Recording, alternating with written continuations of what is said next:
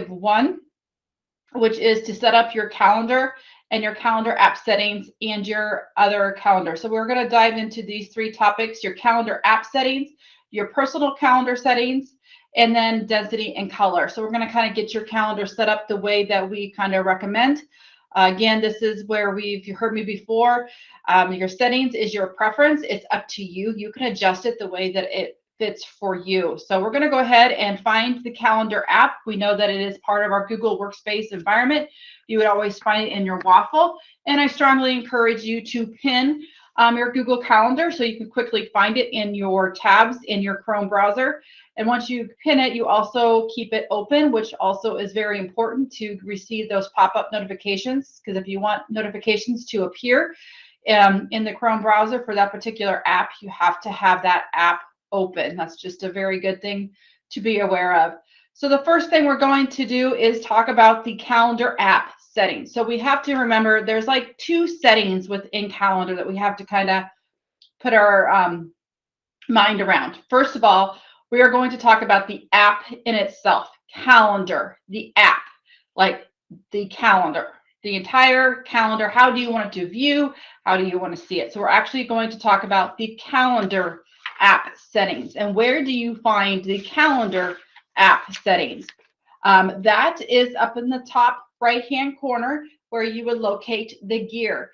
So we would go to the gear and we would click on settings. So when we get there, you will then go into your, again, I'm repeating myself because this is very important. This is your calendar app settings.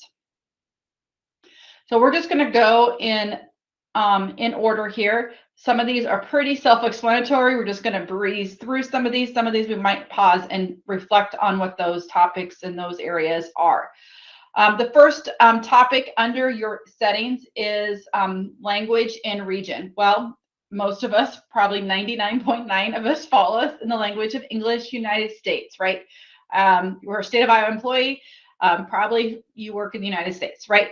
So you would select English and United States. The next thing is kind of your preference.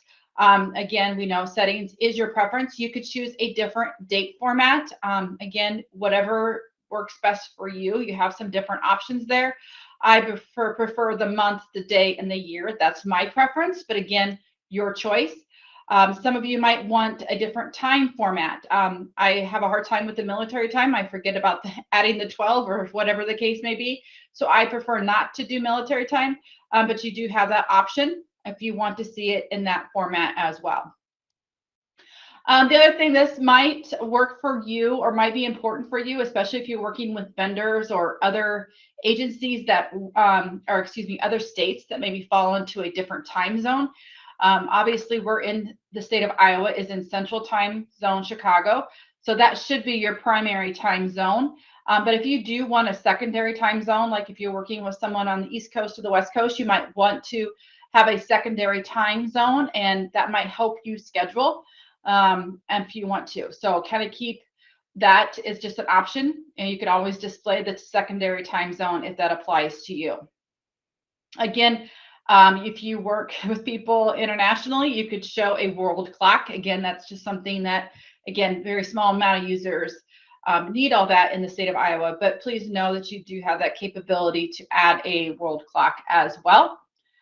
We're moving on down. The next ones are really kind of up to you. The first one is what is your event settings default? So when, what's the duration? If you are scheduling most events in a 30-minute increment, like 90% of your email or your events are usually a 30-minute time slot, save yourself some customization time, right? So if you really think that most of your meetings are really just 30 minutes, when you create an event, it will automatically then just do a 30-minute duration, right? If you're more like an hour is the average of what you normally do for your meetings, make it 60. If you're one that likes those 120 minutes, I am sorry for you, but go ahead and do that as well. But if you can also save a few extra clicks if you want to select your most primary default duration, you can do that. You could also select speeding meetings, excuse me. This is helpful to stay on time and be on time, right? You'll notice if you turn on speeding minutes, meetings, excuse me, end 30 minutes, end a 30-minute meeting 5 minutes early, right? So if you have a 30-minute meeting scheduled, it will schedule it for 25, right? And if it's a 60-minute or longer, it's going to give you 10 minutes off. So it just gets you kind of like, I got to get ready for the next meeting. It just prepares you to transition if you're a back-to-back kind of meeting kind of person. So you can enable that if you choose to. I don't really fall into that, so I'm gonna go ahead and remove that. The next ones are kind of really important ones. Default guest permissions. So let's look at the drop-down options we have there, and let's dive deeper into this. So for example, if I send a calendar invitation to Jolene today, Jolene would be able to invite other friends and be able to see the guest list. So she would give, so my default settings would be that every event I create would automatically give the permissions of my guests to invite others and see guest list. All right. Now, most of us probably don't give us the capability of modifying the event. I don't recommend that, right? If you're the organizer, you're the one that's creating an event, maybe don't need anybody else to modify the event. But a lot of us like, hey, Jolene, let's meet about topic A. And then she's thinking, well, I think John should be part of this meeting. She doesn't have to ask me to add John if I have the settings invite others, right? Also, I think it's important to see guests, but sometimes that's not maybe what you want to do. The good news is this is just your default settings. You could always customize this at the event level.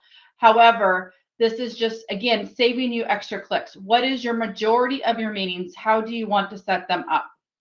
So again, I'm going to encourage you to probably allow invite others, checked, and see guest list. So again, your default settings for that. The next one has slightly changed from the past. It used to say something totally different. So you might like, what is this? Is this a new setting? No, it is not. It is just changed a little bit. What this says is add invitations to my calendar from everyone or when I accept that invitation. So let's break it down with the current settings from everyone. So if Jolene sent me an invitation today, it would automatically go on my calendar without me accepting yes. That's my recommendation. Okay. Because if you're like me, I don't always accept yes to those, or I kind of miss them, right? So now it's just going to automatically be on my calendar, and I know that. And then that day, I'm probably going to say, yes, I'm going to go to that meeting. Yes, I'm going to do that. So that is my recommendation, because you don't want to be totally responsible of always clicking yes. But if you really want to manage it to that degree even further, you could actually, when I respond to the invitation and I click yes, it will then go on my calendar. Okay. So I don't recommend that, because then you have more human error factor of missing a meeting, right? If you missed an email, it's not going to go on your calendar, right? If you bypass that email of that invitation. So I recommend that from everyone is your selection choice on that. The next one is notification settings. You have some different options here. You have desktop notifications. You can always turn that on. That gives you a little pop-up if you want. So you can go ahead and do that, or you can do alerts, or you don't have to be notified at all. So you have some options. So go ahead and follow the prompts of which ones ever you select. Do you want to have the show snooze notifications? So if you have desktop notifications on, this is a newer feature. You have the capability of snoozing it. So if you have a 10-minute reminder on that event to pop up, then you could say snooze 1 minute before the event, so you're not late for that meeting. You have that option. So you can actually select different durations of how long you want your default snooze to be. If you want it 5 minutes before, 2 minutes before the event, you can adjust that snooze duration on when you want it to come back up for you. So that's a nice feature, because how many of us get interrupted and you're like, oh, I got to be in 10 minutes, and you're diving into some project and you're like, oh, it's 10:05. I was supposed to be there at 10. And that snooze feature could save you from being late to a meeting. You have the option to play notification sounds and notify me if I responded yes or maybe. So again, You can actually kind of reduce the notifications on how you want to select that as well. The next ones are really kind of up to you on how you want to do the calendar. This throws me off. When I display my calendar, I have my weekend showing. So when I get on someone else's calendar or when I'm trying to help them, I'm like totally confused. Like, what day are you on? Because we're also used to looking at it a certain way, right? So be cautious on how you change this, but be aware that you are changing any of these settings is important to be aware of as well. I prefer no wrong or right choice on this. You can show weekends. If you want to see Saturday and Sunday on your business calendar, go ahead and do so. Do you want to see declined events? I do. Why do I want to see declined events? Is maybe I couldn't go to the Google team meeting because I had a conflict, right? But then it kind of tells me, hey, I want to reach out to Jolene. What did I miss in the meeting? I like to see the meetings I couldn't attend because then at least know I might have missed something that week, right? So I like to see my declined events. Again, maybe you have a full packed calendar. That's not something you want to see. That's up to you. I don't, but some people do like to see the week numbers displayed on your calendar. You could go ahead and do that. You also have the capability of displaying shorter events, the same size as 30 minutes. So what does that mean? If you scheduled a 15-minute meeting, would be shorter than 30 minutes, right? It would then be the same size as a 30. So it just kind of expands it a little bit for you. I like this next one.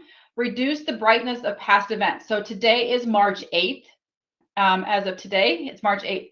So your calendar events, anything from 1 o'clock on is going to be a darker color on your calendar. But anything prior to March 8th is going to be a little bit lighter if you have this checked marked. So you might want to reduce brightness of past events. It just gives you a visual indicator that you're looking in the past versus currently in the future or the present. The next one, you strongly encourage this one because this is an Outlook feature. View calendars side by side in day view. That was something that when we went Google, this was a kind of a request because I think Outlook had something similar in their calendar. You do have the capability of doing a day view. The following ones start week on, set custom view and alternate calendars. Let's talk more about that. This is your preference. I'm going to start my week on Sunday. That's how I function. Some people think their week starts on Monday. Some people think the best day is Friday. I don't care what day you want to start on a week. That's up to you. But you can do that if you want. And you can tell these are view options. We'll dive more into this in a minute after we make some changes. But again, you can, obviously, it's just Saturday, Sunday, Monday are your selections, obviously, for that start of the week. But again, know that that is an option for you to customize. You do have an option to customize a view and your drop down on the calendar app. So if you always want to look at a particular time frame of 3 days, 4 days, 5 days, and you always want to look at that particular view, again, saving you an extra click, go ahead and select a custom view that might apply to you. I'll go ahead and do 4 days. Alternate calendars. You can, if you choose, to add a different alternate calendar if it applies to you. I don't foresee that being something, but maybe it does to you. You can add those alternate calendars for you as well. The next one probably doesn't really apply in your Google Workspace environment inside the state of Iowa, but there's many of us that have personal Gmail accounts. This one I use more in my personal Gmail than I do in my work account. I don't travel much. I don't do much within my current position here. But when I do travel or book a hotel or other things within my personal account, this is really nice. When I get an email from the Hyatt, it would then send an event saying, hey, your reservation is at 12 o'clock to the next day. It will automatically, when it has those types of flights and reservations, will automatically put on my calendar. So it's a really nice feature. So that will automatically generate in my calendar. If that applies to you for work, go ahead and do so. It's not going to hurt you. I like to have all that information on my calendar when it applies. So let Google do the work for me instead of me manually doing it. So again, you can automatically do that by checking mark that too as well.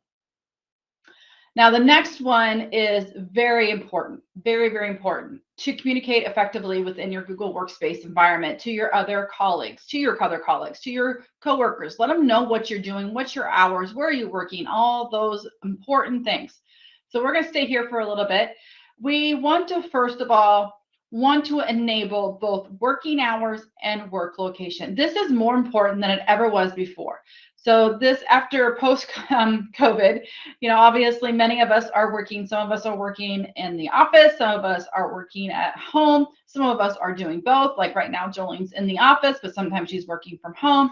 It tells you where you are and what are your work hours. The other thing that's really important is I am not a 7 o'clock morning person. Don't schedule a meeting at 7 o'clock. I'm not going to be there. I'm still in bed. Well, maybe, but I'm not available to work at that time. So make sure you set your work hours and location. So let's go ahead and do that. So if I was a supervisor, I would make this somewhat strongly encouraged for my employees because this is important to communicate effectively within your Google Workspace environment. So first of all, select the time periods that you work. So if you're a 9 to 5, like myself, that's my hours, I can select 9 to 5. You do have the capability of splitting times too. So if you have like off hours, you can add another working hour in the period. So for some reason, maybe on Mondays, I work 6 to 7 p.m., whatever the case may be. You can split. So if you have split shifts in some sense, and you're splitting, you work 8 to 12 and then 5 to 12 in the evening, whatever the case may be, you can split your shifts as well. So once you've set the time, you can copy it to all, which saves you some extra clicks. But what's really powerful is this little option over here where it says unspecified. This is where, especially in the hybrid environment that we are in, a lot of us, is that you can actually specify where you're working on Mondays. So for example, if I was going to be working from home on Monday, I could do that. I could say Tuesday, I'm in the office.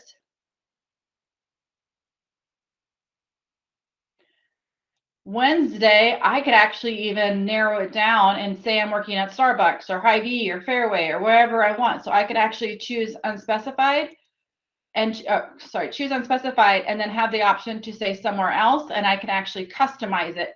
And so I could go ahead and click somewhere else,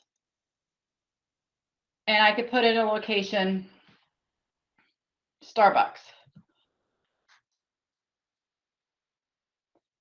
And I can then just repeat whatever. I'm just going to put some other random information in here.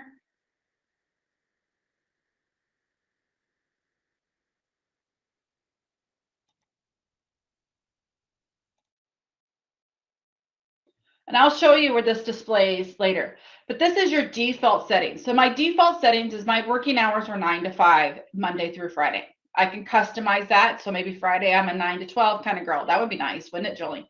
So then you have the locations. Again, this is your default. And we can show you later how you can customize that at a day level as well.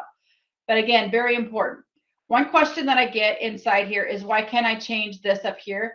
That is not for you to change, for a better word, because that is something that admins do, and it logs into Okta, and it's your AD account. That is a place where you cannot change. It doesn't matter. But this is important information here where you would update your working hours and the location that you think you're going to work. And I'll, again, talk more about that in a minute so you can see how this works. Enable keyboard shortcuts. Strongly encourage that just because sometimes that can make our life a lot easier. And then I don't really talk about offline. You can turn offline, but I don't really recommend that too much. Very few of us really need that feature. I don't know many people that really are offline. This is where it does kind of save as you go. You'll notice at the bottom, it was constantly saving every time I made a change. So you don't have to save here. It automatically saves when you make an adjustment. So what we just did, just to be very clear, is we adjusted our calendar app settings. So let's just kind of make sure we kind of know what we did here. So I'm going to hit the back button. So now you can kind of see that we now have my office. I'm working in the office on Tuesday, which is what I put on there. We also have the option over here, like if I, What is it going to show? Now, if I go to the day view, I have the option of a custom view of whatever I selected. It's really slow, so I apologize. So you'll notice my custom view is 4, and we're going to talk more about this in a minute, but you can see that we've made some changes to our calendar app, which is really displaying the change of our view and how we look at it. So that was our calendar app settings. So now let's dive deeper into our calendar app settings, or excuse me, our own calendar settings, okay? So in our calendar, we have underneath here on the left-hand side, we have what we call My Calendars, which are calendars that you either yours, you should say your name here. So like under Jolene's, it would say Jolene. Under my account, it would say my account. Under this account is Trainer 9. That is your calendar that you cannot get rid of. It's part of the Google Workspace account. Same thing with birthday reminders and tasks. These are part of your calendar, okay? Now, under other calendars, you have like people that you might want to subscribe to. Like I might want to see my boss's calendar. I might want to see my favorite coworker's calendar. Like I do, I have Jolene's, right? You can see other people's calendars by clicking on that. Now, if the ones underneath my calendars, you can actually, maybe you're a manager of someone's calendar. For example, maybe Jolene shared a calendar to me and I'm a manager of it. This happens a lot for administrative assistants and supervisors, right? Administrative assistants really probably have access and manage their boss's calendar. That's another calendar that you can change the following settings that we're going to discuss in a minute. So any of these calendars on the left-hand side, you can adjust their settings. You might have different setting options depending on your role of that calendar. So the easiest way to train this is actually to adjust your own. So we're going to find that calendar, which would be your calendar, be your name underneath my calendars. Again, it's your calendar. You can do what you want with it, right? You can click on the 3 dots, and we know by now 3 dots in Google land means ... Google has more for you. And when you click on the 3 dots, you have settings and sharing. This is one way to do this. There's another way to access the exact same location we're going to go to.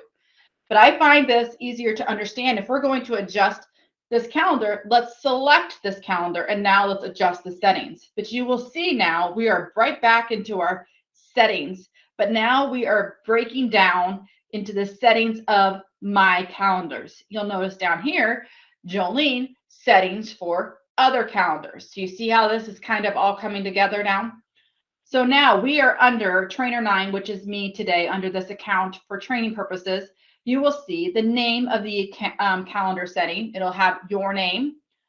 You can see that you can actually change the time zone if you need to for your own calendar. Don't recommend that. You have the option to export it. Again, this is not used often, so I'm not going to explain too much on that. But what you do have is you keep scrolling down, you have the option to access permissions for events. This is important. We're talking about my calendar Trainer 9 today. I can, which I do not recommend for this particular calendar, to make it public. But this might be really important if this is a calendar that's embedded inside a website, right? Or whatever the case may be. Public does mean public. Public means it's indexed and searchable in Google.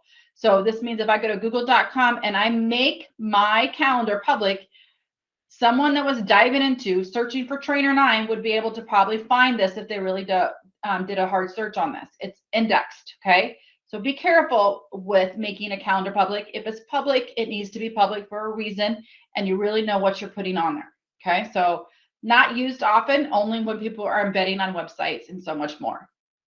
The other two, I'm gonna vent for a minute.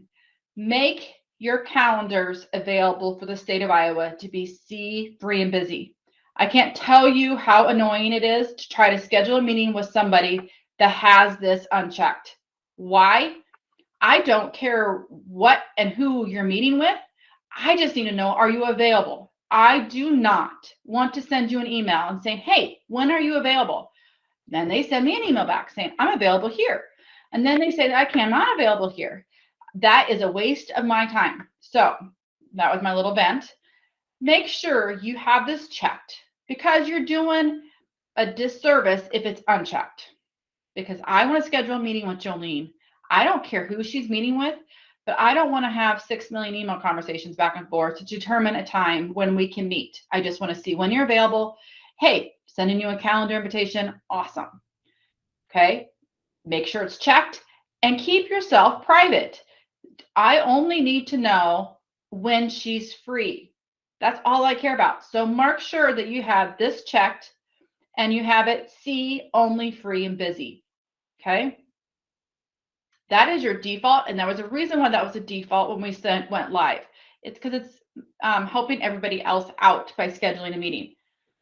Don't be that person that doesn't allow us to see when you are free. Okay. Show calendar info in Google Apps limited by access permission. This talks more about like how we set certain things that we communicate between apps. That's up to you. You can have that unchecked or unchecked. It's just a preference on you. Okay, so like it really means show calendar info in other Google apps limited by access permission. So it's going to go by your permissions anyway, but just keep aware of that as well. You have that. If you don't feel comfortable with that, uncheck it, but do not have the first one, the second one unchecked. The other one is maybe I do want to have Jolene have more access to my calendar besides free and busy. I can add a particular person and give them additional settings to my calendar. So for example, if I add a person here, I would then add a particular person that I might want to share it to. So I'm going to think trainer 7. Let's just pretend that trainer 7 is my boss. Okay. And I want trainer 7 to see more than just free and busy. Right? Because right now my permissions are set that trainer 7 could go find me later in the calendar and see that when I'm busy. But trainer 7 needs to know maybe more of what I'm doing because we work together, right? I could give trainer 7 a capability of seeing all event details. So she would see that I'm in this training right now. She would see that I have a lunch date with Jolene tomorrow. She would see whatever, right? That's fine. Okay, that's my choice, right? I'm making that conscious decision to give trainer 7 more access to my calendar to see the details.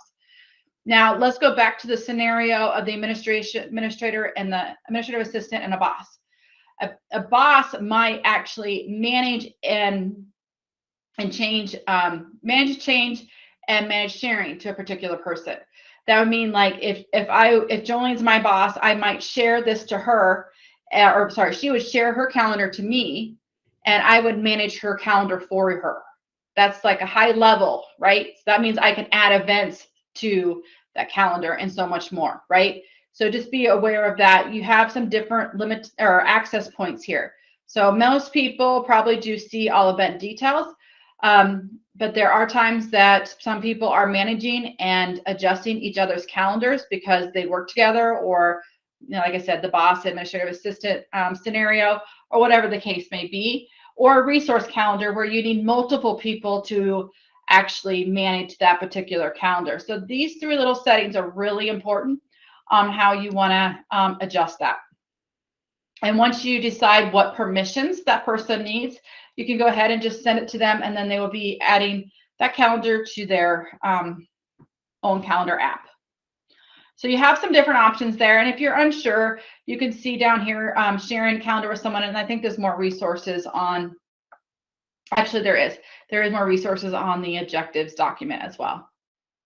Again, this is more of your default settings. The next ones here, sorry, keep scrolling. So how do you want to receive notifications on this calendar? Again, remember, we're focusing only on my calendar trainer 9. We're not talking about all these other calendars over here, right? We're just talking about trainer 9. So when I create an event, it's going to default to trainer 9 because that's the primary calendar on here. When I would create an event, how do I want my default notifications set up for each event? So I don't have to get click happy and do so many at once. So in this case, it defaults to notifications 10 minutes before. But I could add more or adjust. So I could say I want an email and a notification each time I create an event. I don't know what you want. You can have that. So when I create an event right now, if I create an event, these 2 settings would be my default. And I can adjust it at the event level. But on this calendar settings, I want it to be like this. So again, you can adjust it, duration and type. So you have email as one option, notification is your other option, and then you can adjust the time frame of the event notification if you choose to. So how many reminders do you need before an event? That's up to you. Let's move on. The other event notification you have is all day. So an all day event doesn't have a true time to it, right? So you would actually, how do you want to do an all day event? So you might want to do an email maybe the day before. For example, if I have to bring snacks for my daughter's birthday, not birthday, but let's say Friday for the field trip, I probably want that one to be a 24-hour before, right? How many days before? Because I won't be able to do it right before school, right? So you might want to adjust that. So sometimes all day, you might want a notification one day before. What do I got going on tomorrow? Oh, I'm so grateful that email came in the day before, okay? Or it's up to you. How do you want those all day notifications to come to you, okay? So you can do it multiple ways. You can have many different notifications. It's up to you. But again, if you create an all day, this is going to be your default notification for an all day event. This is where people get kind of hung up. So I don't know how to explain it very well, but I'm going to try. So here it is, other notifications. Well, first of all, I'm going to start with the fun one. This one is probably my favorite. I don't know how many times this has bailed me out. This daily agenda. Let's start with the fun one. The daily agenda, well, what that happens is you will receive a daily email with the agenda for this calendar. How beneficial is that? So when I come in every morning, I get an email saying, hey, these are the meetings you have scheduled. Awesome. Like, I know what my day's like when I log in. Like, I could go to my calendar. Don't get me wrong. I can, but I do like that. I love that with my personal account too, because I don't always check in detail with that, but I look at that email. I'm like, oh, that's right. Harley has this. Heather has this. Oh my goodness gracious. So right away I check that, and that daily agenda gives me a breath of fresh air. Like, I know what's going on for the day. It bails me out. So that daily agenda is a great way to receive an email if you want to. Now, obviously, some of us like, I'm not doing that. That's fine. It just has helped me out a lot. Again, your choice. Now, you have to make a decision on how you want to receive these notifications. Now, remember, we are just talking about the Trainer 9 app, right? Or Trainer 9 account or calendar right now. So we got to remember, you can adjust these settings for each calendar that you want to, okay? So the first one here says news event, an event that is added to this calendar, okay? So do you want an email for that? I would think I'd want to know that. Now, you got to think about this. If someone is if Jolie and I are managing each other's calendar, I think she probably wants to know that I added something to her calendar, right? So that's important, right? Or someone send me an invitation. I want an email on that, right? So those are important. So this one, I think an email is granted. Changed event. Maybe I added something to that description and so much more. Or this is, again, a resource calendar, and I want to know what everything that possibly changed on that resource calendar. Who adjusted that and what did they put in there?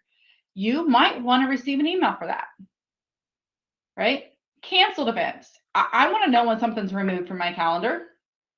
Those are good things to know. So you got to think not just maybe like your personal, like your own calendar, but think of other calendars you have access to. Event guests. Do you want to receive all those invitations? Like, so if I send a calendar invitation to Jolene and Jolene hits yes or no or maybe, do I want to get an email of that response? That one, I'm on the fence. I don't really need all those, especially in a mass email thing. So that's up to you. If you don't like the event responses, then I would select no on that. But I'll be honest, I think the new events, the changed events, and the cancel events, I would encourage you to have the email on. We have received tickets on this for people changing the first 3 settings. Like, I didn't get notified of a changed event. Well, what's your settings like for that calendar? And more than likely, 99% time, they have not selected a notification for it. So I would suggest for sure email for the first 3. Event responses, your call. And then the daily agenda, your call. Okay. So I'm giving you my recommendation for my years of experience. I guess if you feel like you're not getting enough notifications, then I would have all of them selected. And then now that you have a better understanding of which one of those are, then you could go back and say, I don't want to see all those responses of each calendar. And then I'm going to go ahead back in here and change it to no for future. Okay. So start with a lot, too much, adjust, right? And then the other ones are just kind of, I'm not going to go into it. If you have more questions on the next ones, I would be more than happy to talk about. But many of us are not integrating with it to other sources. This isn't a public one, and so much more. So just be aware of these more advanced features. Again, not something we really discuss, and very few people actually need it. But I want to be very clear. You have other calendars over here. You just could repeat that same process for each calendar. So if you're like, I don't ever get notifications on such and such calendar that I manage, you could go into that calendar that you manage and adjust it, right? So each calendar has its own settings. And keep in mind your other calendars that like the Jolene and Trainer One, people that I have access to view, I don't have all the same settings, right? Because I don't manage Jolene's calendar, right? I just get to see her calendar because she does a really good job of allowing us to see free and busy. Okay, but I want to see her calendar appear on my calendar app. So it will depend on your permissions for each calendar, what you can and cannot do. But anything under my calendars, I would recommend that you go through and see what your settings are. Okay, if you manage them, you might want to be notified more. And if you also manage them and add events, you might want to set your own notifications for that calendar differently. So adjust each calendar under my calendars is what I would do if I were you. Some of you have so many calendars. I understand that is like a main part of your job. Then I would take some time in looking at each one of those calendar settings for each of those calendars under my calendars. Say that 3 times. Okay. So that is calendar settings. And again, this is a place where you do save as you go. So you don't have to go and save. So one last thing I want to talk about the actual objective one. We're still in objective one under 40 minutes. So I apologize, but settings is important. Well, you do have over here, you have in the gear, you have density and color. So what's going to happen is when I click on the gear and choose density and color, you're going to pop up and it will give you a definition. Most of us probably have the default, the color set modern with white text and information response density. So you can choose responsiveness to your screen or compact. That's up to you and how you want to adjust it.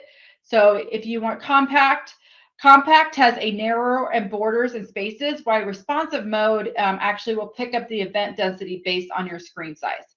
So that kind of just tells you, like, if you're not sure what that means, just try it in different ways. Just test it and go back to the way you like it. Most of us will probably have it this way. It's what we're used to, and that's the default.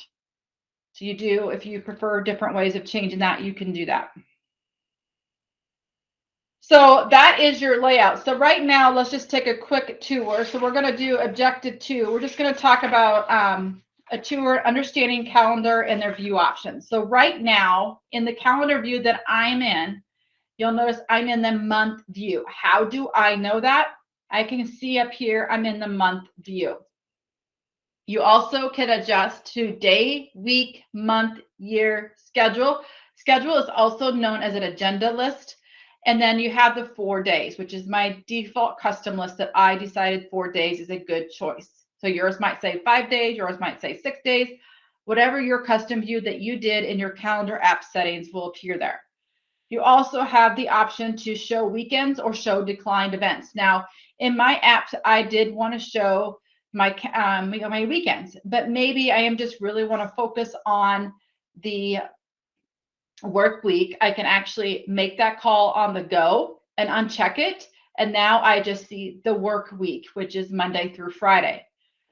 So it's up to you. If you want, you can then go up to the top, select show weekends. And the same thing applies of showing declined events as well. So you can uncheck and check declined events. So you have different options there. So make sure you have those available.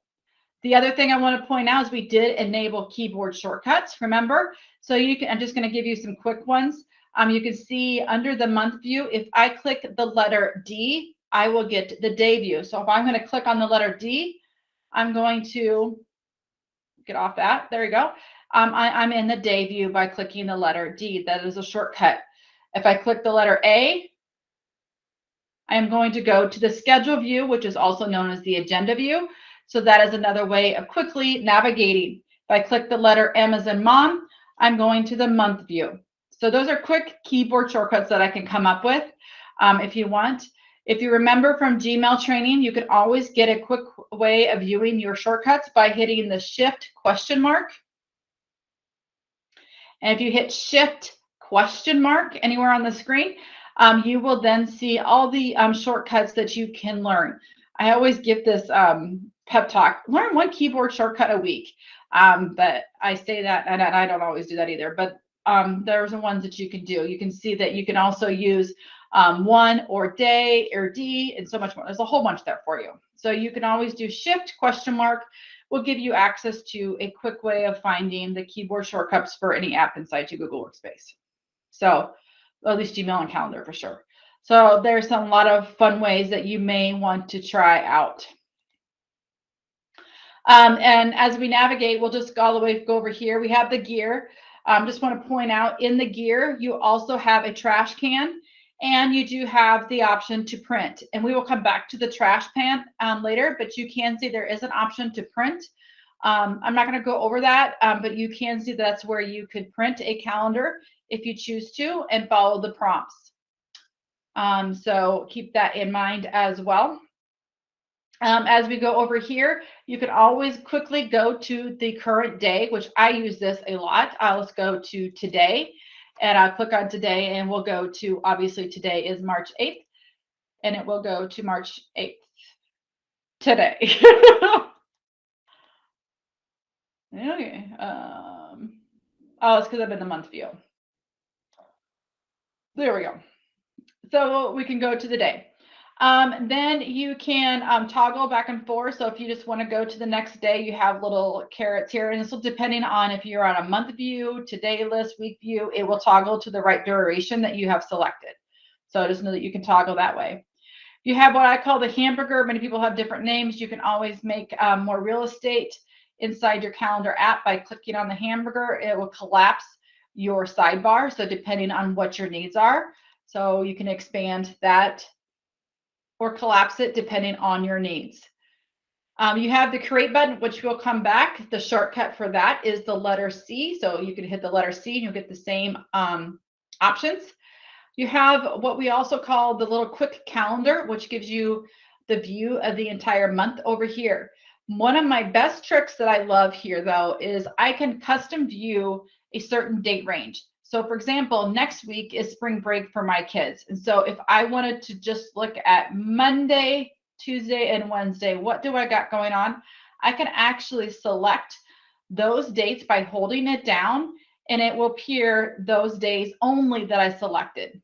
So I selected 14th, 15th, and 16th, and now I see 14th, 15th, and 16th here. So you could do that, you know, if you're like, I'm going to Costa Rica, which that didn't happen, but maybe next time I can select the date range that I'm going to be gone and really dive in and see what I need to reschedule or decline and really dive into that certain time frame that I'm going to be gone or fill in the blanks, right? So that's a quick way. Actually, it's called a quick view for a reason. So you can display the time that you have selected. So as we navigate onto the left, we have Meet With, which we'll discuss here in a minute. We'll talk more about that. You also have something new in the last 6 months. It's called Time Insights. If you click on Time Insights right under Meet With, it will give you a breakdown of how you're spending your time. Oops, this is a trainer account. She is not very busy. So you'll notice if you click on your own, hopefully you find a different time breakdown, but it gives you a lot of information. How are you spending your time? Are you using any focus time, which we'll hit in the advanced training? You also see like the people that you work with the most, what's your average meeting time, and so much more. So you can really find out how you are using your time wisely or not, or maybe I really need to reduce some meetings. I really need to set some focus time. This is your information to dive into it at your own leisure. If you don't know what the matrix or the graphs means, you can always click on the little help button to give you a better understanding of the data that you're looking at. So again, just kind of be aware of that new feature to understand how you are spending your time. Underneath is my calendars. Again, my calendars are considered, in a sense, calendars that you own or manage. So obviously you own your own calendar. That's your calendar. Task and reminders are calendars that we talked about in the Gmail training. Those are your calendars. You own them. But you, again, might find calendars underneath your account that you manage. So my calendars are owned or managed by you. That's the definition of my calendars. And other calendars are calendars that you would subscribe to or you want to view on your calendar.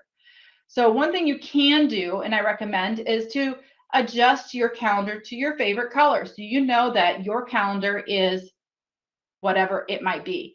So in my case, in Trainer 9, it is blue, but maybe red is my favorite color because I'm a Cyclone fan. I can click on the 3 dots. Oops, I didn't mean to do that.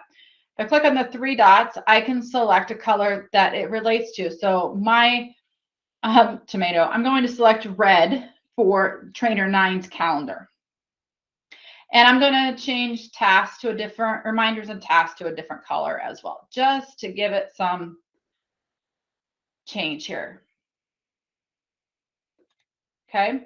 And so those calendars are going to reflect the color. So red will reflect my account. Now that I don't, the only account that is showing right now that's displaying on my screen is the red calendar. So the only thing we see, let's go to today so we can see that. The only thing we see right now is the red, and that is my calendar. Now I want to see my reminders and tasks. So if I want to see reminders and tasks, I have to have it selected. So right now it's not selected, it's not check marked. So now I'm going to click on the purple. I'm going to get the reminders. Doesn't look like I have any reminders this week. I'm going to click on task, which is the green. Now I'm going to see my task. And I got some paying some bills. I got some pending tasks that I need to do. I want to see Jolene's calendar. Now you're going to realize how busy Jolene is. I'm going to click on Jolene. Now Jolene is red, so that's going to throw you off. So I'm going to change Jolene's calendar. This doesn't change Jolene's calendar on hers. It just changes it on my display. So I'm going to make Jolene blue so we can just see how busy she is. Now I'm going to see Jolene's calendar displayed here as well. It's thinking. There we go. Jolene's a little bit busy. And then you can see it's just overlaying everybody's calendar and so much more. Now I want to point out Jolene does best practice. Jolene, even though she did not share her calendar to me, I still can see when she's free and busy. Thank you, Jolene, because that makes it a lot easier for me to know when she's available. Because if I had to email her back and forth, do you see how hard that would be? Now I can see there's a possibility that we could maybe meet Wednesday, right? Maybe. Okay. All right. So that's just really important. And that's how you start building your calendar. Now, sometimes many of us feel like overwhelmed. Now I got Jolene's calendar on here. Now I got my tasks. I got my reminders. I am like overwhelmed. I need to break it down. We like the overlaying of the calendars because we need to like find a time. That's one way of finding a time. But there's sometimes like I need to start over. Like I need a clean slate. And all I want to look at is my own calendar or any particular calendar. So a really quick way to do that, now that I have all of these selected, like I got tons of calendars selected. I don't even know how many I have selected because I've got so many selected. I can go to the calendar, to the one that I want to focus on at this time. I go to my calendar in this case. I click on the 3 dots. I need less anxiety. Too much to look at right now. I'm going to choose display this only. Best tip ever. Display this only. Whew, I feel better. My life's a lot easier than Jolene's right now, right? So we can see that I don't have to see all that stuff of Jolene's. I'm just one now. I want to focus on building my vacation for spring break. I'm looking at mine, right? And now I can look at whoever else's I need to and start building my calendar all over again. So that click on the three dots and choose display only is a really, really good tip. So that is objective 2. There is more resources on that Google Doc if you want to find more ways to customize and just making sure you understand the things that we just quickly went over. Now we're going to do objective 3, which is to find a friend and send invites. And then we're also going to cancel a meeting. I'll be honest, I'll be frank, Calendar is probably my least favorite app to train because one, it's one of those ways that everybody does it differently. We're all creatures of habit, but in Google Calendar, there is 3 really beneficial ways of creating events. It's up to you. And it depends on the scenario. If I'm inviting a whole bunch of people, I will do it this way. If I'm just doing an individual calendar, which is Jolie and I do it this way. So there's like 3 ways to make a calendar invitation or invite, okay, invite. So we're going to do 3 options here in the next little bit here. We're going to do 3 options on how to create an event. Option 1 is so Jolene today is trainer 5 today. I am trainer 9 today. I want to find out if Jolene is available to meet. This is one way to do this. She is trainer 5 today. I want to also see trainer 5's calendar at all times. So I'm going to actually go underneath other calendars and I'm going to click the plus button. And now I want to see trainer 5's calendar. So I'm going to click on the plus button and I'm going to subscribe to that calendar. So I'm going to go ahead and click subscribe and then I'm going to type in trainer 5's account today.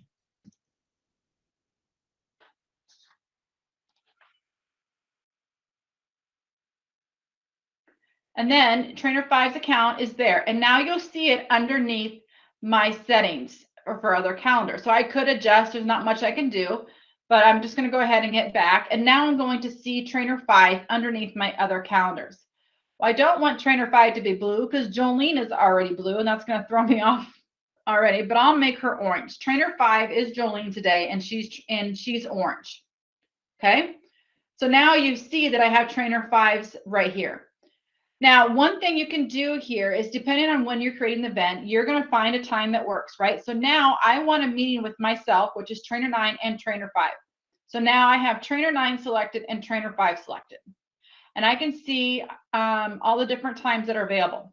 I can see we could actually meet today at 3 o'clock if we wanted to, because we're both available. Trainer 9, I can see that trainer 5 is out of the office tomorrow. So that's not going to work.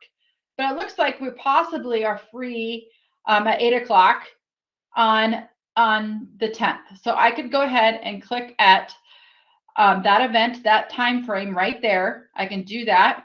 And I can just double click and it will open up a meeting event. And I could type in option. I'm going to put, this is option 1. Meeting option 1. All right. Now I found the guest. The guest I already know because I've looked at both calendars. I know that trainer 5 is available. So I'm going to add in the guest option.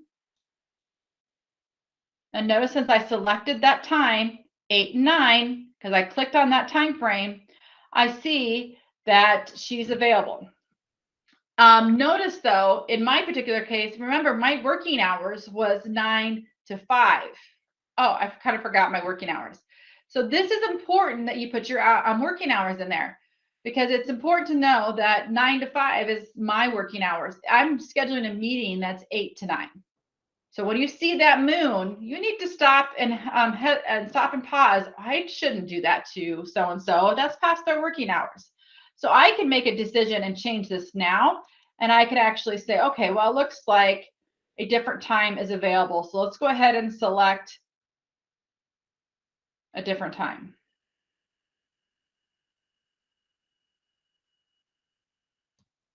Or not.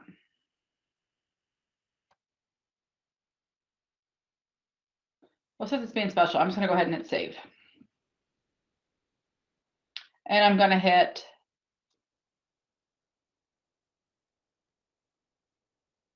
And then I'm going to send the invitation. So that's one way, which was not done very well, but you get the concept. Okay. So that is one way to do that. All righty. Should have went. I didn't add a guest, did it? Oops, hold on. There it goes. Okay, that's what I wanted to see. So it automatically added busy to Jolene from that same time frame, 8 to 9, because she's orange and I'm red. Okay, so you can see that. Okay, so that's option 1. So you can subscribe to the calendar and then look at the calendar view, determine what time works, and then invite them manually. Now, this is my favorite way when I'm doing a small group of like 5 or under. I will go to meet with. So this is important. Whoever I'm meeting with does not have to be under other calendars. So for example, our next scenario is I want to set up a meeting with 2 people. First person is going to be trainer 5 and the other person is trainer 7. Okay. And then myself. Those are the 3 people I want to meet with. I don't really want to subscribe to all those calendars and see all their calendars and do that. So what I would do in this case is I'm going to actually type their email in the meet with part. This is option 2.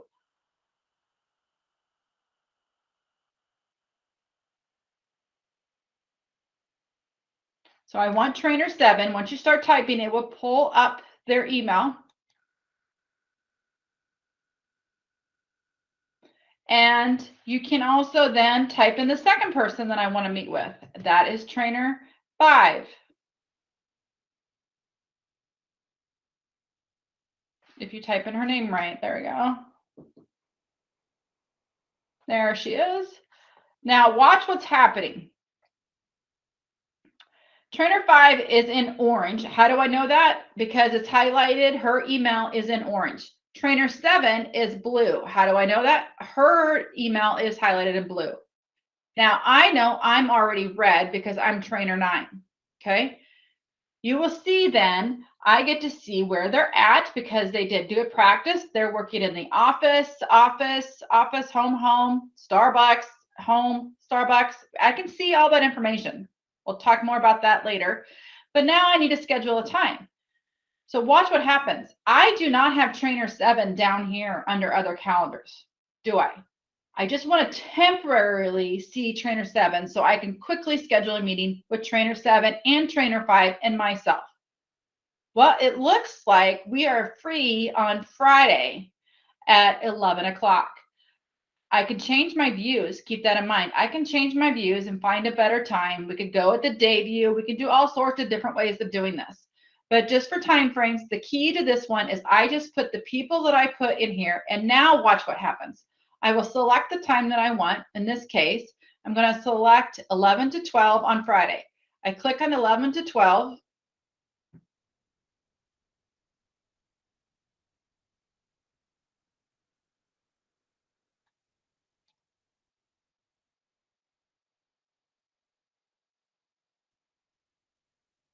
There we go. Then notice it automatically, I'm the organizer, and it automatically put those guests in there. How cool is that? So that is really a time saver, okay? So that is huge, especially in the smaller meetings that you're trying to do. And I don't want to see all their calendars. I really like that feature. Then I'm going to go ahead and again, we'll talk more about descriptions and stuff later. We're just trying to learn best practices on how to schedule.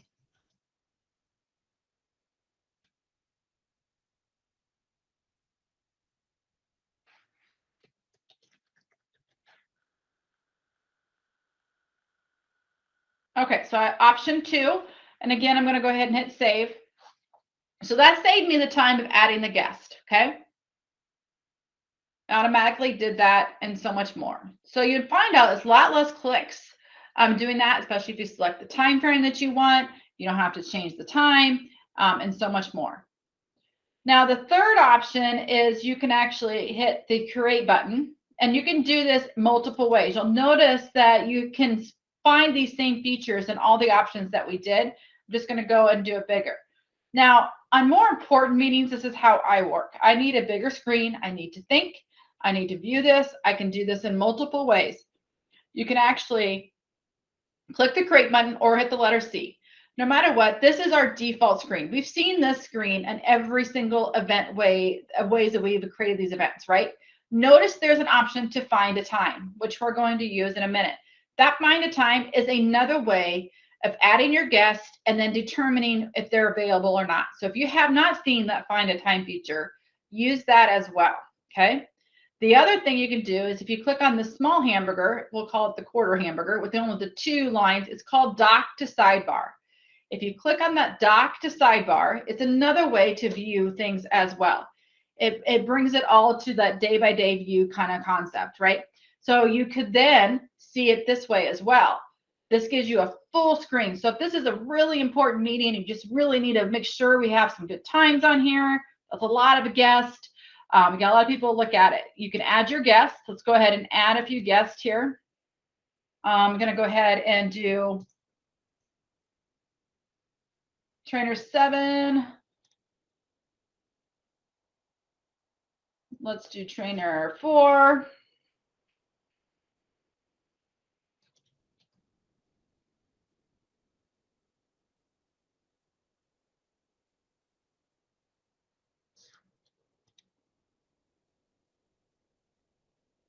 Okay, that's good enough. We get the concept, right? So we have trainer 4. She's free all day on Tuesday, but that was pretty much the day's almost over. Let's go to a different day. I could go and just click the next day. I could change it to a week view, but I'm getting to see everybody's calendar. So we look like Wednesday looks pretty free for everybody. Let's just see if there's anything else going on. Let's do 2 o'clock then. I could select 2 o'clock right here.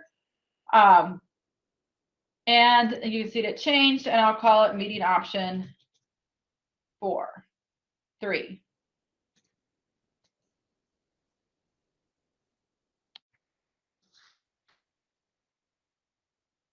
And I'm going to go ahead and hit save.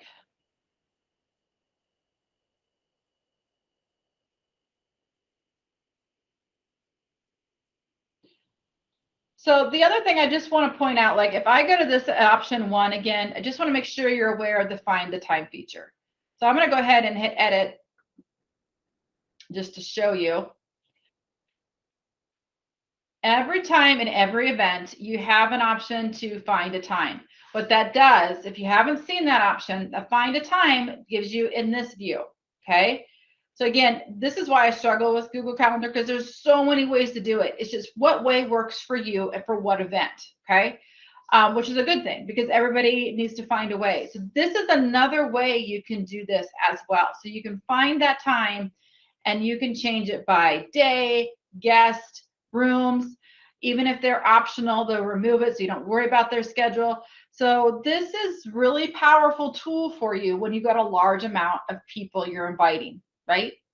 Finding time is probably the hardest thing to do when you're working with schedules. So now you've got some ways to make it more efficient, right? We got the find the time feature. We have the meet with feature. We have the doc sidebar feature. We have the option to subscribe to the calendar. So it's just many ways for you to quickly see availability. It's depending on how you want to do it, right? So keep that in mind as we do this. With that, one question I get, and it surprises me, and it's a very good question because you don't actually see the option to cancel a meeting. So now you've got a meeting and you're like, oh, I got to cancel the meeting. Something happened. We can't do it. I don't want to reschedule it. I just want to cancel it. There's no true cancel button. So don't look for the word cancel, but do look for the option to delete it. So you would find that event that you organized. So let's, in this example, meeting 1, click on it.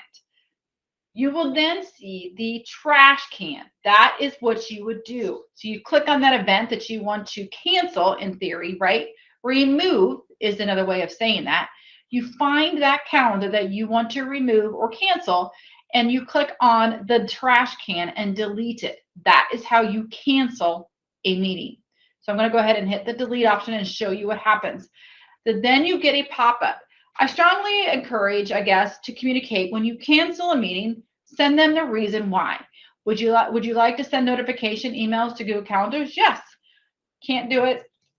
going on vacation, whatever the case may be. Send them a notification why you're canceling it. And if you didn't, if you made a mistake, you can always hit don't send and go back and edit it, whatever you need to do. But you can also don't have to send them a notification. You could just go ahead, a comment, I should say, but go ahead and hit send. I think sending is best practice. You do have back to editing and don't send, but keep in mind, we got those people that don't always have their notifications set up or set up correctly in their settings. So in my case, hit send. Also, I would, if you're removing an event, especially with our non-Google agencies, you need to hit send. Okay, you have to hit send to our non-Google agencies, non-Google users. Okay, doesn't always sync correctly. They don't get notified. They have to be notified if you're canceling it for our non-Google users. So best practice, hit send when canceling. So what happened to that event? Well, you're the organizer. You're the one that created that event.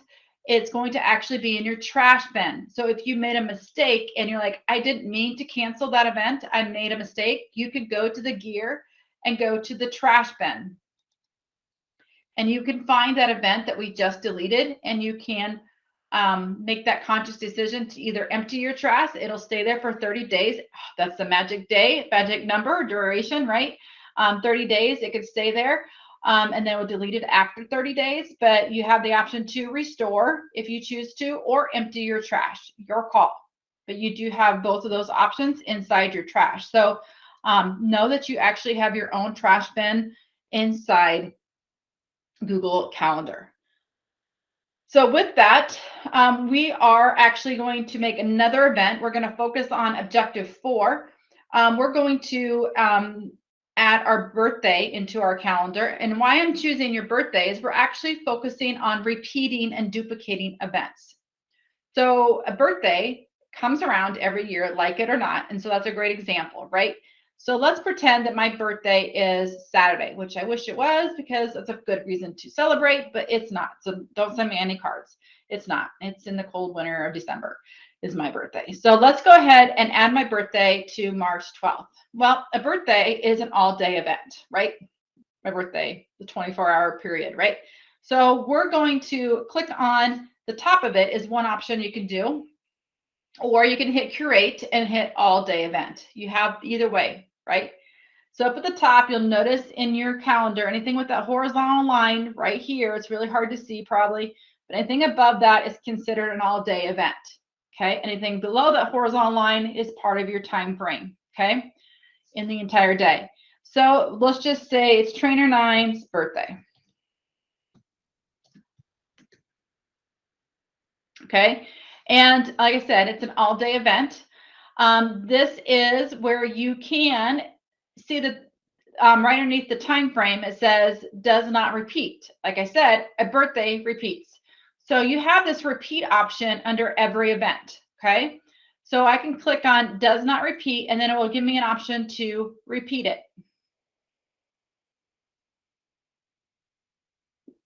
Okay, so now it's all day, and it does repeat. Now, a birthday is not going to happen every day. That's pretty common, but let's make sure that you're aware of all the options you have here. You have daily, weekly, monthly, second Saturday. It's helping you out. It's using its artificial intelligence. You can use any of these options if you choose to. I want to point out custom. I use custom a lot. Especially when I'm actually doing my personal calendar, because my daughter's into track, right? And so sometimes track is 3:30 to 5, Monday, Tuesday, Wednesday. And then Thursday and Friday might be a different time. So I would actually select, it repeats Monday, Tuesday, and Wednesday. That's one type of event, right? 3:30 to 5. On Thursday and Friday, she has practice from 6 a.m. to 8 a.m., right? That's a whole different series, right? And so I can actually customize it per day. So I love this option, right? And I can actually say at the end of a certain time frame. So for example, track season's done in May. So I could say after May 15th, whatever the date is, it would stop. I don't have track all the way through the summer, right? So that custom recurrence is huge, huge time saver. So please make sure you're aware of that. Okay, this doesn't really apply to the birthday concept, but do make aware of that. So I'm going to actually choose that it repeats annually, excuse me, on March 12th, same concept. So every March 12th is Trainer 9's birthday. We just told her that. So that is what you're going to do. We're going to hit save. And so on March 12th of 2023, you're going to see March 12th on there is going to be the birthday. Okay, so that's an all-day event. You can do that for any of these meetings. So if you wanted to edit this one and decide that it's a reoccurring one, that we're going to have a Friday team meeting, you can always reoccur them and repeat them every Friday at 9 a.m. So you have that repeat concept, okay? Really important to be aware of. So you can repeat yearly and all those different custom options. The other thing you have, though, when I use a lot, is that it's a really oddball, right? It's not really hard. It's hard to even come up with a repeating concept. Even Monday, Tuesday, Wednesday at 3:30 to 5 works, but then the 6 to 8 doesn't really work. And it's just like a one-time thing, and I have to duplicate it. And it's not a reoccurring event in a sense. It's more of a duplicating event. So let's just use a different terminology, right? That's a reoccurring. It's going to happen at the same time in a sequence or a pattern, right? That's reoccurring. Duplicating is just like, this is pretty much exactly the same event, but an oddball time. It's not the same time frame, right? So what we can do then is actually selecting the event that you think is very similar to that event that we want to duplicate. You find that event. So in this example, I'm selecting meeting 2. I want to meet with the same people. It's the same topic. It's got the agenda. It's got everything I possibly need. And I just want to duplicate it. So I would select that event that I think is pretty close to what I want to do, right? I'm like, okay, well, I want this same meeting to be on a different day, but keep this meeting. I'm not deleting it. I want to just duplicate this meeting. I want to copy this meeting into a different time frame. So you find that meeting that, again, we're trying to replicate. You're going to click on the 3 dots, and you're going to see the option duplicate. I can duplicate it, and now watch what happens. It's creating like file make a copy concept, right? I'm going to make a copy of that event. So now I have a brand new copy of that event. It is not, in the sense, the same exact event. It just has all the information from that event. And now I want to see and select a different time. So I'm just going to, I'm going to select, again, Saturday is not a working day. We know that. But the concept is I now selected a different time, right? Same people, all the information's there. If it had a description, it would have been brought over as well. All that information is there, right? So now I'm going to hit save.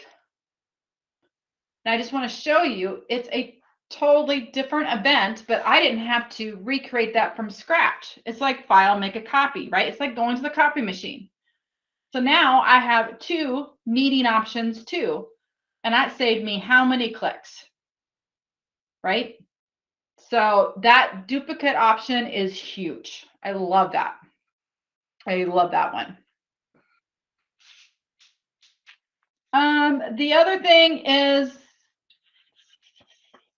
I'm kind of running out of time here. I think we'll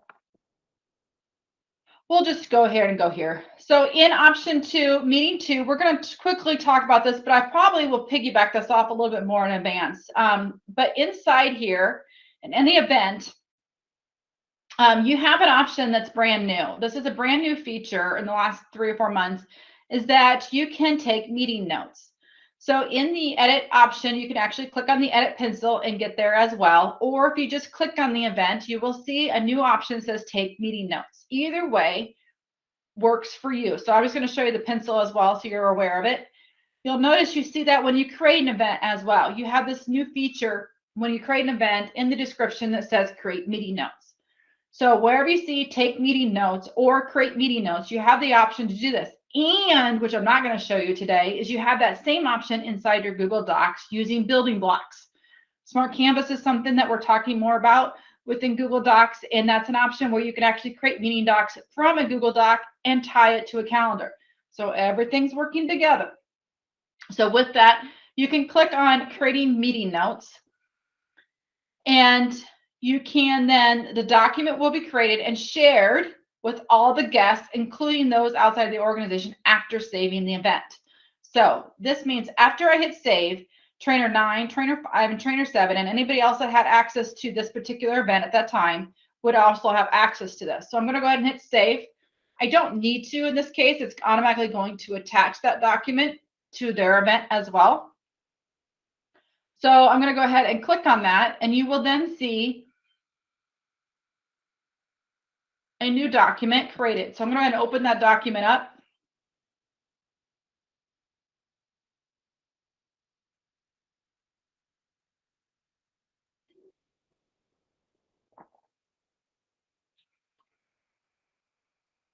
And Jolene, while this is coming up, do you want to go to Objective 6 and go ahead and send me Demo 1, Demo 2, and Demo 3?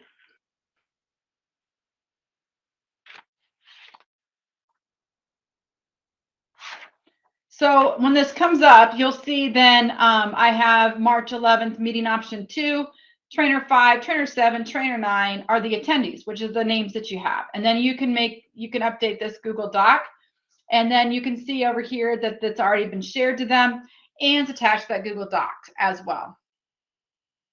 And then it's stored in your My Drive.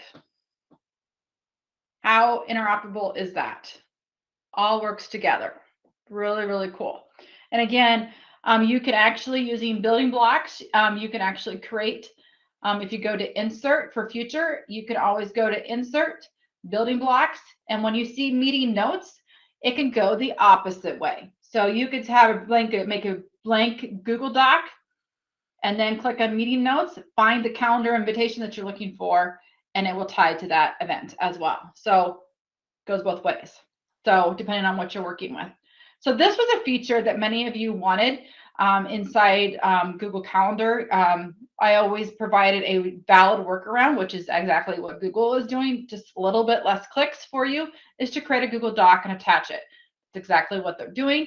Same concept, always the valid workaround that I provided, but they have just made it more seamless and connected and less clicks for you. So, which is awesome, because many of us have agendas tied to their calendar invitations. So that is how that works.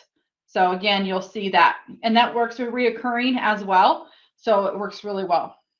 There is a new resource. There is a great YouTube video from Gary the Google Guy on that as well. You can learn more, especially the other way, the reverse way.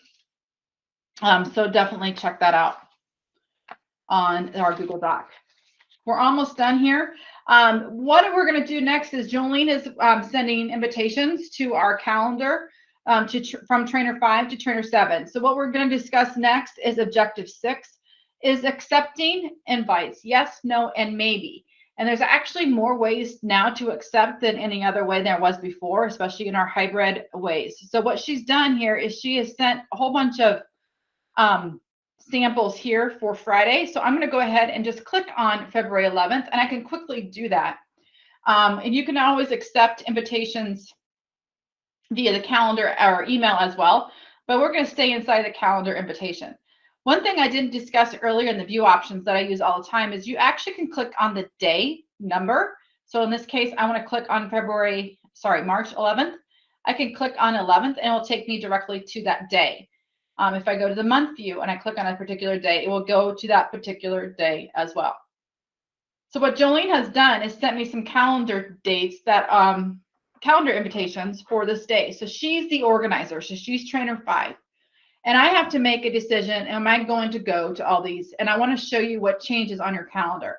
So I'm going to go ahead and just show my calendar only, which I'm in red today. Remember, I'm red. And you can see that I'm a little bit more compact. I have more things going on Friday, March 11th. I have March 11th from 9 o'clock, 12 o'clock, and 1 o'clock. There's 3 new calendar invitations, and they are currently white. We know that they're white because I haven't accepted them or I haven't taken action on them yet, right? I've already done something with this meeting option 2. So this is my visual indicator. This one, let's chat, is one that I have said, no, I'm not going to, okay? So let's make a decision. Are we going to go to this demo one? So let's go ahead and look at what options I have. I can say yes, no, or maybe. Okay. One thing I want to point out is you have the option to accept yes now, and you can tell them, are you going to attend virtually or I'm going to attend in a meeting room? Many of us maybe are getting invitations that are in meeting rooms now. Let your participants know how you plan to join. That's great that you're joining, but are you going to be coming into the office to meet in this conference room, or are you going to join us Google Meet? Which way are you joining? So you can mark yes, that's fine, but let's go one step further. Tell them how you plan to join. So when they're waiting for you for that 10 o'clock meeting, they know she should be walking in the door soon, or she should be joining the Google Meet here shortly, right? So you have two options here now, yes in meeting or join virtually. I'm obviously, most of my meetings are virtual. So now I'm going to hit yes. Now notice that it turned to a solid red. So that's a visual indicator to me that I'm going to that meeting. Okay, let's go to demo 2. So what happens if I'm not going to go to a meeting? I cannot go to that meeting, so I'm going to select no. Then you can see that it crosses it off. Okay, so now we know that's a declined meeting, right? I'm not going to that meeting. Third option is I click on this one. I will then choose maybe I'm going, right? Tentatively am I going, right? And now notice I get horizontal lines on that. So that's my visual indicator. So these visual indicators will help you determine on how you accepted that invitation. Did you say yes, no, or maybe? Okay, I know it's really hard to probably see on that screen, but that is just something to be aware of, right? So this is a yes, this is a no. It's got this superscript crossed, the strike through, excuse me, and then you've got the horizontal line. Now, if I said I could click on one of these and I can do something a little bit more to communicate to them, I can always say no, and I could propose a new time. I have that option. So, hey, no, because I'm really not available. I'm going to lunch with John and Chad, right? Or I can add a note. You have some ways to communicate effectively. Julie and I used this time the other day. She sent me a calendar invitation and she didn't know I had something personal going on. So I said, propose a new time, right? That was a lot faster than saying decline. Jolene, can you send me a new one? I then took the time to propose a new time and look at our calendars and determine what is best for us. Okay, well, it looks like right now I could actually choose 2 to 3, right? I'm going to propose a new time or whatever the time I select that is available, right? Looks like we're both available, 3. And then I'm going to send her a proposal of that time, and then she can either accept it or deny it. And then if she accepts it, it's going to change it to the 3 o'clock. Again, Google's job is to make our lives a lot easier. You just have to be aware of these little tools and tips for you as well. Don't forget to, maybe it's always good practice when you can't attend a meeting, just to give them a heads up saying, oh, I'm so sorry, and add a note why you can't attend if it's something you should probably be attending. So just be aware of those visual indicators on how that is accepted. The other thing is we do want to make sure we sometimes get too many calendars that we're looking at. So an objective 7 is to unsubscribe, hide your calendars. So for example, I don't work with trainer 1 anymore. Let's say, for example, she's really not somebody I work with anymore. I really don't want to see her calendar. We're done with this project. She's taken too much real estate, just need to remove it and want to declutter my mess, right? So I can actually click on trainer 1, click on the 3 dots, and I can make a decision. Do I want to remove the subscription, or do I just want to hide it from the list? Hide it means it's just not going to show up in my calendar app on my main page, right? But it's still going to be a calendar that I subscribe to, and I can always unhide it, okay? The other thing is I could truly unsubscribe to it. So let's look at that a little bit more. So if I actually don't want to see trainer 1's calendar anymore appearing on my calendar app, I can go to the settings under that calendar, and you can see that I have the option to hide it again in my settings for other calendars by clicking on the eye and hiding it from my calendar list. or I can actually unsubscribe it, which will remove it altogether from my calendar app. It's not removing Trainer One's calendar. It's just removing the view of removing the view of Trainer One from my calendar view. So I can unsubscribe or hide either way. So for example, if I wanted to hide Trainer 5, but I want to keep subscription to her, like a magazine, right? I want to keep subscribing, but maybe I'm going to hide it underneath my couch, which is probably more likely, then I still subscribe to it, but now I'm just hiding it from my main view. That's the difference between hiding.